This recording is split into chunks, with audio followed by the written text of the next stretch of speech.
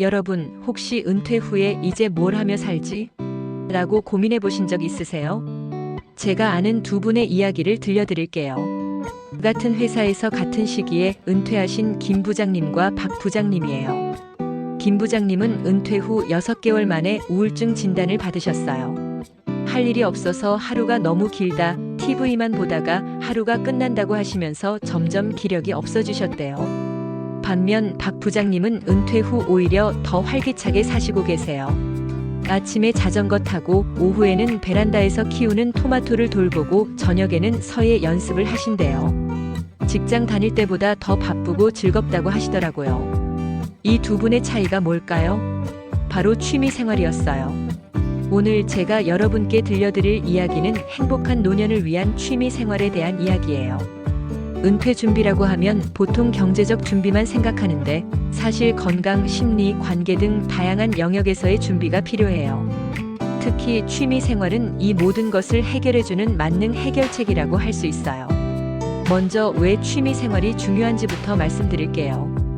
은퇴 후에 많은 분들이 겪는 가장 큰 문제가 무료함이에요. 40년 가까이 규칙적으로 회사에 다니며 바쁘게 살다가 갑자기 할 일이 없어지니까 적응이 안 되는 거죠. 그리고 사회적 관계도 단절돼요. 직장 동료들과의 만남이 줄어들고 새로운 사람들을 만날 기회도 없어져요. 점점 집에만 있게 되고 우울해지기 시작하는 거예요. 신체 활동도 줄어들어요. 출퇴근하면서 어느 정도 움직였는데 은퇴 후에는 거의 움직이지 않게 돼요. 그러면 체력이 떨어지고 건강도 나빠져요.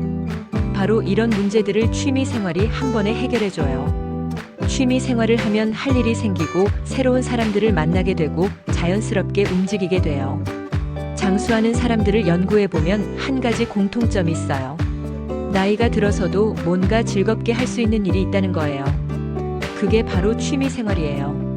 그럼 어떤 취미 생활을 선택하는 게 좋을까요? 몇 가지 기준이 있어요. 첫 번째, 경제적으로 부담스럽지 않아야 해요. 은퇴 후에는 수입이 줄어들잖아요. 그런데 취미 생활 때문에 돈이 많이 든다면 스트레스가 될 수 있어요. 적당한 선에서 즐길 수 있는 취미를 선택하는 게 좋아요. 두 번째, 거주지 근처에서 할 수 있어야 해요. 멀리 가야만 할 수 있는 취미라면 계속하기 어려워요. 집 근처에서 언제든지 하고 싶을 때 할 수 있는 취미가 좋아요. 세 번째, 가족이나 배우자와 함께 할 수 있는 취미와 혼자 즐길 수 있는 취미를 각각 하나씩 가지는 게 좋아요. 부부가 24시간 붙어 있으면 서로 스트레스가 될 수 있거든요. 함께 하는 시간도 있고 각자만의 시간도 있어야 해요. 네 번째, 나이와 체력에 맞아야 해요. 50대와 70대가 할 수 있는 취미는 다를 수밖에 없어요. 자신의 현재 상태를 정확히 파악하고 맞는 취미를 선택해야 해요. 연령대별로 어떤 취미가 좋은지 알려드릴게요.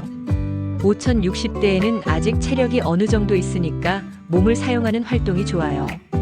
자전거 타기는 정말 좋은 취미예요. 비싼 자전거가 아니어도 충분해요. 동네를 천천히 돌아보면서 새로운 길과 풍경을 발견하는 재미가 있어요. 햇볕을 쬐면서 비타민 D도 충전할 수 있고 하체 운동에도 도움이 돼요. 배우자와 함께하면 대화 소재도 생기고 관계도 좋아져요. 등산도 한국인들이 가장 좋아하는 취미예요. 심폐지구력과 근지구력 향상에 도움이 되고 스트레스 해소와 우울증 예방에도 효과적이에요. 다만 하산할 때 무릎에 무리가 갈 수 있으니까 근력이 약한 분들은 조심하세요. 베란다에서 작물 키우기도 좋아요. 꽃이나 상추, 방울토마토 같은 쉬운 것부터 시작하세요. 무료한 시간도 보낼 수 있고 수확의 기쁨도 누릴 수 있어요. 그 외에도 식물 키우기, 반려동물 기르기, 낚시, 국내 여행, 그림 그리기, 인테리어 소품 만들기 등이 좋아요. 7080대가 되면 체력이 많이 떨어지니까 정적인 활동이 좋아요. 서예는 정말 좋은 취미예요. 마음을 안정시켜주고 집중력도 기를 수 있어요. 글씨를 쓰면서 옛날 시나 좋은 글귀를 접하게 되니까 정서적으로도 도움이 돼요. 시 쓰기도 추천해요.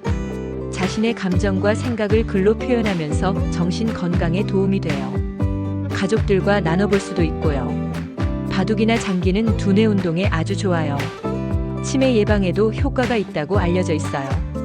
동네에서 바둑 친구들을 만나면 사회적 관계도 유지할 수 있고요. 종이 접기는 손가락 운동에 좋아요. 만든 작품을 손자, 손녀에게 선물할 수도 있어서 가족 관계에도 도움이 돼요. 이런 취미 활동들이 왜 중요한지 과학적으로도 증명되어 있어요. 취미 활동을 하는 노인들이 그렇지 않은 노인들보다 우울증 발병률이 40% 낮다고 해요. 그리고 인지 기능 저하도 30% 정도 늦춘다고 하고요. 취미 생활이 우울증 예방에 얼마나 중요한지 말씀드릴게요. 스스로 할 일을 찾지 못하거나 할 수 있는 일이 없다고 느낄 때 우울증에 걸리기 쉬워요. 나는 이제 쓸모없는 사람이다. 아무도 나를 필요로 하지 않는다. 이런 생각이 들기 시작하면 정말 위험해요. 그런데 취미 활동을 하면 내가 할 일이 있다. 나도 뭔가 잘하는 게 있다는 자신감을 가질 수 있어요. 작은 성취감이라도 느낄 수 있거든요. 그리고 나이가 들수록 가만히 앉아있는 시간이 늘어나는데 이게 정말 안 좋아요. 신체 활동 시간을 늘려서 움직임을 늘리는 게 중요해요. 운동하기는 싫고 힘들다고 하시는 분들도 취미 활동이라고 하면 재미있게 할 수 있어요. 운동이라는 생각 없이 자연스럽게 몸을 움직이게 되는 거죠. 예를 들어 베란다에서 화분을 돌보는 것도 운동이에요. 물을 주고 화분을 옮기고 가지치기를 하는 것도 다 신체 활동이거든요. 그럼 어떻게 취미 활동을 시작하면 될까요? 먼저 자신이 좋아하는 것이 무엇인지 생각해 보세요. 젊었을 때 하고 싶었지만 바빠서 못했던 것, 평소에 배워보고 싶었던 것들을 떠올려 보세요. 나이가 이만데 새로운 걸 배워서 뭐하나? 이런 생각은 버리세요. 배움에는 나이가 없어요. 80세에 그림을 시작해서 90세에 개인전을 여는 분들도 있거든요. 그리고 주변에 배울 수 있는 곳들을 찾아보세요. 생각보다 많은 곳에서 저렴한 비용으로 다양한 강좌를 제공해요. 복지관에서는 어르신들을 위한 프로그램이 정말 많아요. 서예, 그림, 노래교실, 댄스, 요가 등 거의 모든 분야의 강좌가 있어요. 대부분 무료거나 아주 저렴해요. 시청이나 구청에서도 시민 대상 문화 강좌를 많이 열어요. 주민자치센터에서도 다양한 프로그램을 운영하고 있고요. 마트 문화센터도 좋은 선택지예요. 접근성이 좋고 다양한 강좌가 있어요. 비용도 그리 비싸지 않아요. 도서관도 활용해 보세요. 독서 모임뿐만 아니라 다양한 문화 강좌를 운영해요. 재능 기부로 강사를 하실 수도 있어요. 실제로 취미 생활로 인생이 바뀐 분들의 사례를 들려드릴게요. 70세에 서예를 시작하신 이 할아버지는 처음에는 그냥 시간 때우기로 시작하셨대요. 그런데 점점 재미를 느끼시더니 3년 만에 동네 서예 대회에서 상을 받으셨어요. 지금은 복지관에서 서예를 가르치고 계세요. 나도 누군가에게 도움이 될 수 있다는 뿌듯함을 느끼신다고 해요. 65세에 등산을 시작하신 박 할머니는 처음에는 동네 뒷산도 힘들어 하셨대요.